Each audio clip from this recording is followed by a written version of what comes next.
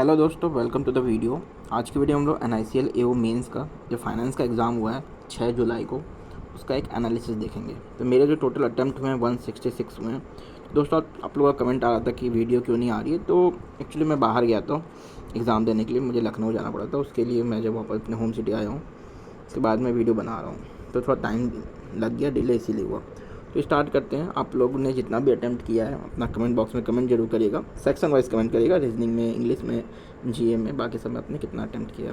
तो सारा बात करते हैं और डिस्क्रिप्टिव का भी जरूर बताइएगा आपका डिस्क्रिप्टिव कैसा गया। मैं अपना भी बताऊंगा कि मेरा कैसा गया। तो स्टार्ट करते हैं। देखिए, रीजनिंग में मैंने जो अटैम्प्ट किया 23 अटैम्प्ट हो पाया सिर्फ आउट ऑफ 40। रीजनिंग थोड़ा ईजी टू मॉडरेट कह सकते हैं, और थोड़ा सा था। बट रीजनिंग में मेरे साथ प्रॉब्लम क्या हुआ कि जो मेरा कंप्यूटर था, मेरा जो सेंटर था, बहुत ही वाहियात सेंटर था। मेरा कंप्यूटर बंद हो गया। उसको रीस्टार्ट करने में मेरा 2 से 4 मिनट मुझे लगता है चला गया। उसमें मेरा टाइम मुझे कम मिला, इसकी वजह से अटैम्प्ट कम हो पाए रीजनिंग में। मैं वहाँ पे बोला तो उनको कोई फ़र्क नहीं पड़ रहा कि मेरा टाइम वेस्ट हुआ है, क्या हुआ। बोल रहे हैं हम क्या कर सकते हैं इसमें। तो जो भी था, और भी बताऊँगा उनकी क्या क्या प्रॉब्लम हुई बाद में। मशीन इनपुट देख सकते हैं, मशीन इनपुट आया था एक, जो कि थोड़ा ईजी था। मशीन इनपुट अगर आप चाहें तो 2 से 4 मिनट में कंप्लीट हो गया था। 11 फ्लोर की एक पज़ल थी, एक ईयर बेस्ड पज़ल थी। मैं ये दोनों पज़ल ही कर पाया। ये दूसरी पज़ल मुझे याद नहीं, क्योंकि मैं इस पे ही मैं जब कर रहा था तो मेरा लास्ट वाले आंसर में कंप्यूटर बंद हो गया। उसके बाद जब मैं ओपन किया तो मेरे पास टाइम ज़्यादा नहीं बचा, तो मैं मिसलिनियस पे शिफ्ट हो गया। मैंने मिसलिनियस में इक्वलिटी, सेल्स, लॉग्स और सीरीज़ वगैरह जो आया था वो सब किया। ईजी था, देख के मैंने बाद पेपर देखा था तो ईजी लगा था कि हाँ ईजिली हो जाएगा।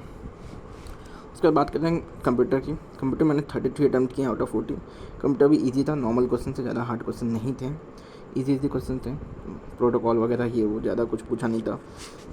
टोपोलॉजी वगैरह कुछ नहीं, क्वेश्चन टोपोलॉजी से क्वेश्चन ही नहीं आया था। और थोड़े थोड़े क्वेश्चन थे जो कि अगर आप पूरा एक बार कंप्यूटर पर पढ़ के गए होंगे तो आप नॉर्मली 30 के लगभग तो कर लिए होंगे। उसके बाद बात करते हैं दूसरे सेक्शन की। दूसरे सेक्शन में अपना जनरल अवेयरनेस आता है, GA में मेरा जो अटैम्प्ट है वो 21 है आउट ऑफ 40। स्टैटिक क्वेश्चन बहुत ज़्यादा थे, बहुत ही ज़्यादा स्टैटिक क्वेश्चन थे। एक क्वेश्चन था CV रमन, 28 फरवरी को साइंस डे मनाया जाता है। CV रमन के रमन इफेक्ट पे बताइए उनको नोबेल प्राइज़ कब मिला था, इंडस वाटर ट्रीटी कब हुआ था, और भी बहुत सारे ऐसे क्वेश्चन थे जो कि। और एक और चीज़ जो करंट अफेयर था वो मार्च मंथ का था। तो इससे ये पता चलता है जो अप्रैल में पेपर हमारा बना था, जो हमारा पेपर होने वाला था अप्रैल में, उसी पेपर को दे दिया गया है अभी। क्वेश्चन में GA में कोई चेंज नहीं हुआ, क्योंकि मार्च के बाद का कोई भी GA में क्वेश्चन नहीं था करंट अफेयर का। और मार्च था, जनवरी के था मोस्टली, तो पहले के थे, बहुत ज़्यादा पहले के थे। तो जो समझ में आया वो किया गया। बाकी ज़्यादा अटेम्प्ट नहीं हो पाए हैं GA में, 21 थोड़ा कम होता है। बाकी बात करते हैं इंग्लिश में। इंग्लिश बहुत ईजी आई थी, 36 अटेम्प्ट किया मैंने आउट ऑफ 40। ईजी था, एक पैसेज था, एक क्लोज टेस्ट था, स्वैप वर्ड स्वैप का क्वेश्चन थे, फिलर्स के क्वेश्चन थे। बाकी एरर डिटेक्शन जो आता है थोड़ा बहुत वो था। एक पैसेज होता है वो थोड़ा हार्ड नहीं, मॉडरेट कह सकते हैं, मॉडरेट था पैसेज। अगर हो सकता है मेरा इसमें कुछ छूट रहा हो तो आप कमेंट बॉक्स में कमेंट करके बताइएगा कि नहीं ये भी आया था। अगला बात करते हैं कॉन्ट्स का। तो कॉन्ट्स में मैंने 30 अटैम्प्ट किए आउट ऑफ 40। कॉन्ट्स तो ईजी था, रीजनिंग से तो ईजी कह सकते, रीजनिंग के बराबर ही कह सकते हैं, रीजनिंग के बराबर था कॉन्ट्स। 2 DI आई थी, एक केसलेट आया था। मैंने इसमें से हाँ लगभग सारा ही किया था, DI भी दोनों ही की थी, एक केसलेट किया था। अर्थमेटिक था, अर्थमेटिक के क्वेश्चन भी ईजी थे, सीरीज था, रॉन्ग नंबर या मिसिंग नंबर में से कुछ था, और अप्रॉक्सीमेशन क्वेश्चन थे, क्वाड्रेटिक क्वेश्चन थे। ये सारे क्वेश्चन थे, मतलब जो नॉर्मल एक पेपर होता है क्वांट्स का, वैसा था। DI भी ठीक DI थी। और उसके बाद बात करते हैं अपने सबसे मेन और सबसे इम्पोर्टेंट फाइनेंस के। फाइनेंस से अकाउंट्स में मेरा जो अटैम्प्ट रहा वो 23 रहा आउट ऑफ 50। क्वेश्चन हार्ड आए थे, जेन्युइनली हार्ड क्वेश्चन आए थे, मुझे तो बहुत ही हार्ड लगा था। और इनकम टैक्स से क्वेश्चन आए थे, जैसे कि सेक्शन EE मैंने जो आपको भेजा था नोट्स इनकम टैक्स का, उससे क्वेश्चन आए थे।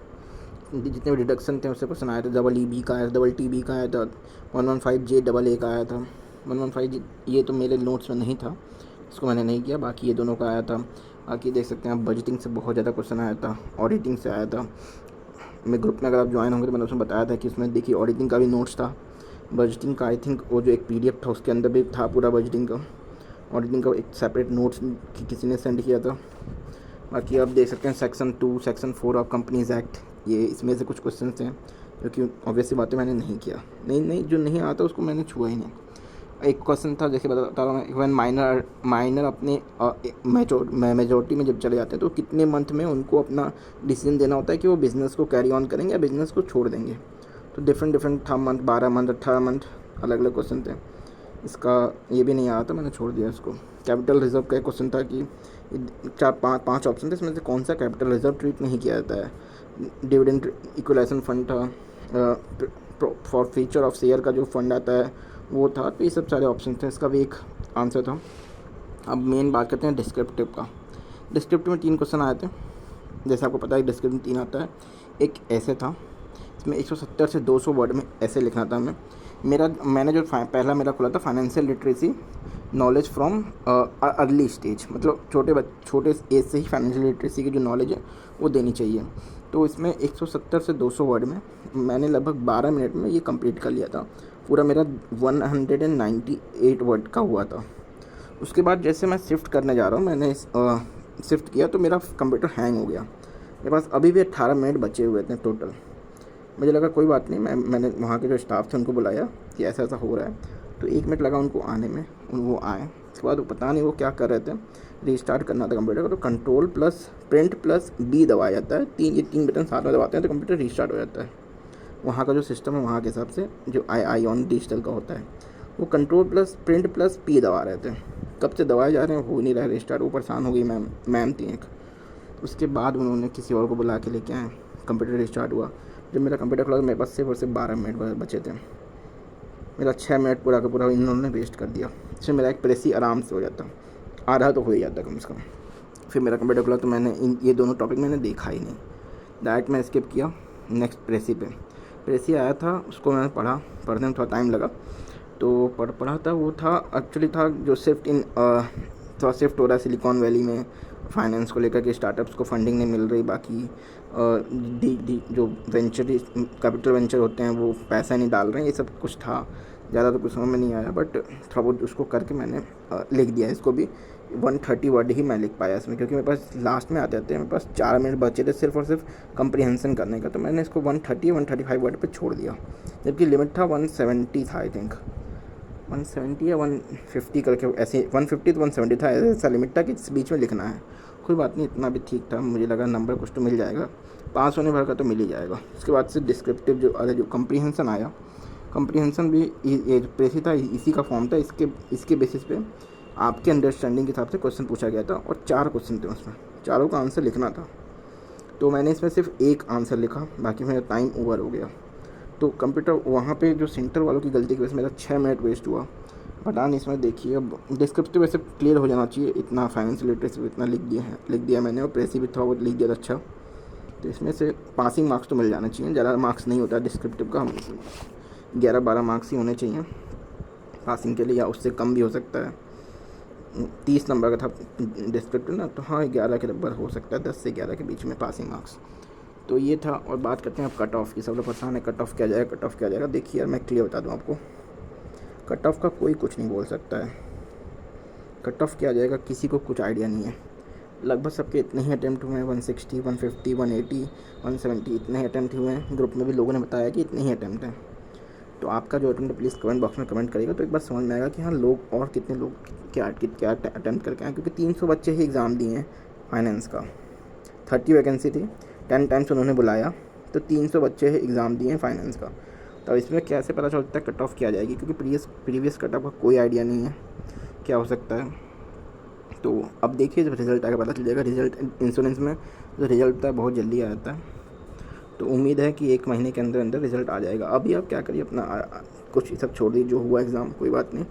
आरआरबी पीओ और आरआरबी क्लर्क पे पूरा ध्यान दीजिए। आईपीएस क्लर्क भी आ चुका है, डेली मॉक दीजिए उसका, क्लर्क का मॉक दीजिए, पीओ का मॉक दीजिए। पी का मॉक तो डेली दीजिए, एनालिसिस भी करिए उसका। क्लर्क का तो सारे क्वेश्चन करने होते, क्लर्क में तो एनालिसिस का कोई बात ही नहीं बनता है, क्योंकि आरआरबी क्लर्क में आप 80 में से 80 अटैम्प्ट नहीं कर रहे हैं तो फिर बेकार है, क्योंकि एग्ज़ाम में इतना अटैम्प्ट करना ही है। मान लीजिए 75 भी करें ठीक है, क्योंकि मॉक्स कभी कभी थोड़ा हार्ड होते हैं, बट 75 से नीचे अटैम्प्ट कर रहे हैं तो कोई मतलब नहीं है अब।